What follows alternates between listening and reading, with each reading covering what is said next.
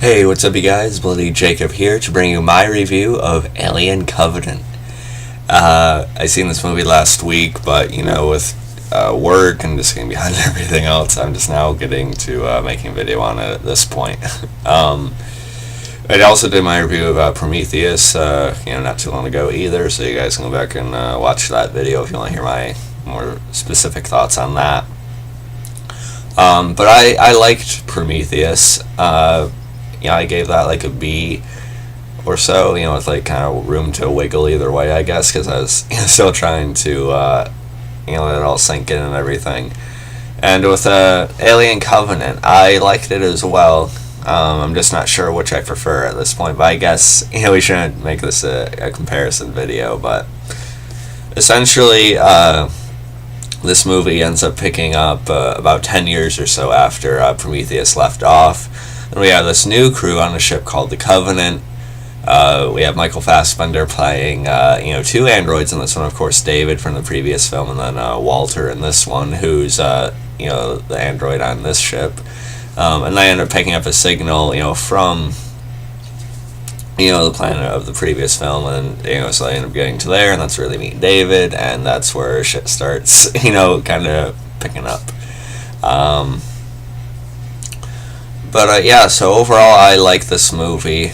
I wouldn't say it was as thought-provoking as Prometheus. I know a lot of people were mixed on the Prometheus style, but I feel like this movie sort of held back on that a little bit because they wanted to go with a more crowd-pleasing style, which is why they were promoting the hell out of the xenomorph actually being in the movie and things like that. So there's not like as much... I would say there's not as much complexity to this one, which, will be a little bit disappointing for some, but, mad to others. So it still served as a Prometheus sequel in a way because we found out the fate of the last film's main character, Elizabeth Shaw. We, supposedly from David, there was a crash and then she ended up dying with it. Spoilers in the title though, so don't, don't blame me. We find out later that that's not really the case, though. She didn't die in the crash, but David, he ended up, forcibly experimenting on her and thus, killing her. So that's kind of a dark ending for that character, with all we've seen her go through in the first one. I think it would have been nice if we'd seen that whole thing play out, though. Supposedly the next movie, though, is going to take place between Prometheus and Covenant, which is kind of confusing. But I guess there's plenty to tell in that 10-year gap, with what David did with the engineers and everything like that. But, still, it's a little bit odd that they just jump back. I don't know. So of course David is still, very deceptive, very manipulative in this movie. Whereas Walter, on the other hand, he's a newer model that this company has put out because they're so worried and horrified by how David turned out, because he was able to think past what they wanted him to and become this very awful type of being. So I thought what Walter is would be a more safe route. He'd be more I guess you could say company man. Michael Fassbender, he does a good job of playing both roles. With Walter, he sort of has like a southern thing going on, or it's at least more of a like deep normal voice like this. Whereas David, he has his accent and everything. It's a little bit higher. He's especially good as David. Walter is a bit bland, but that's kind of like on purpose. Because not only is he an android, but he's an android with even fewer types of feelings. Really.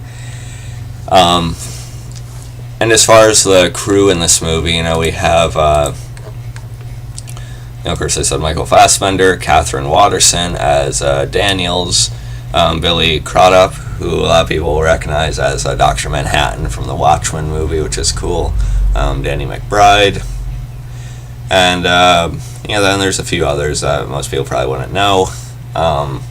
James Franco, he also has a bit role in this movie. I really like James Franco. I still need to do a video on 11/22/63 sometime and finish up that.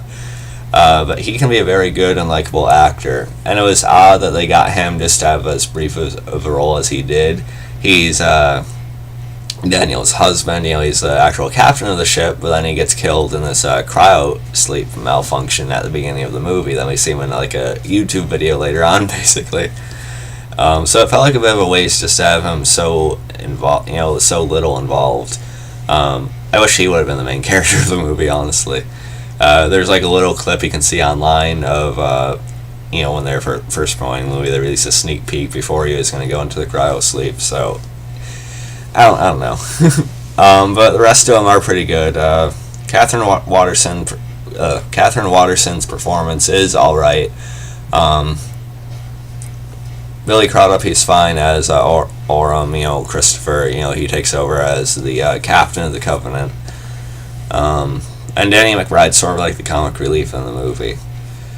They're all fine. It was all fine acting, but I just don't think the crew in this one stood out as much as the first. We don't really have any Idris Elba's or Charlize Theron's or anything like that. But it's all right and it serves for what it is. But like the whole, like how many like couples there were in this movie, it definitely felt like a setup for a more typical horror movie. And again, that applies to what Covenant I think went for in this movie is to be like more general audience pleasing, be more general crowd pleasing, because it's not like total Prometheus style. It tries to go for more of the action a little bit early on. And there are some decent creatures in this movie. There's something they call a xenomorph, I think. It's basically this like really white thing, and it can have like this completely shut mouth and it'll just open and like tear your like neck out, basically. So that thing was pretty intense, and there's like smaller ones like that. And of course we have David. He's sort of like pushing the creation of the xenomorphs, basically. I don't know, it's kind of confusing. I'll admit I didn't get it. I probably have to watch it again, and yeah, I'm probably an idiot for not getting it, but when we see the face huggers in the movie, it is pretty cool. The face hugger looks awesome, and it was really dumb though that Billy Crudup's character just like looked into the egg though at David's reassurance. And of course he gets this chest burster, but it's not a chest burster, it's like a really like mini xenomorph. That part was kind of weird. But still, there's probably even more blood in this movie than the first, because again, it's going for more in-your-face style than what Prometheus was. And then we get the full adult xenomorph itself, which is cool, I'll admit. That's a good thing. I definitely geeked out a little bit. But the xenomorph in this is all CGI, and the CGI in it is alright. I would have preferred practical, or at least like a mix of practical and CGI, but it's all pretty much completely CGI. And I get it, they got to move around faster, they got to make it, maneuver and more complex motions and things like that, but still it felt a little bit artificial in a way, but still wasn't bad, I don't think. And again, sorry for my pause there. Let's see. And of course, they end up discovering David's David's true nature and everything. Before that, though, there is a discussion between Walter and David. David saying he loved Shaw and everything like that, and it's a really well acted scene. Just the two Michael Fassbenders going back and forth. And once shit starts going down, there's a fight between the two. Walter's able to throw David around quite a bit. Then we see David going for the knife, and then it cuts away from them. But big twist at the end of the movie, it's not Walter, putting Shaw into the cryo sleep. Not Shaw. Daniel's into the cryo sleep again. It's David. He gets a big, shit-eating grin on his face. So yeah, it's kind of left at a cliffhanger at the end of the movie. So yeah, overall I like this movie. I don't think I liked it quite as much as Prometheus. Prometheus I'd still rate about a B, maybe drifting into a B plus, maybe. This one I'll still give a B. I still liked it, I'm not going to deny that. I still had a good time with it.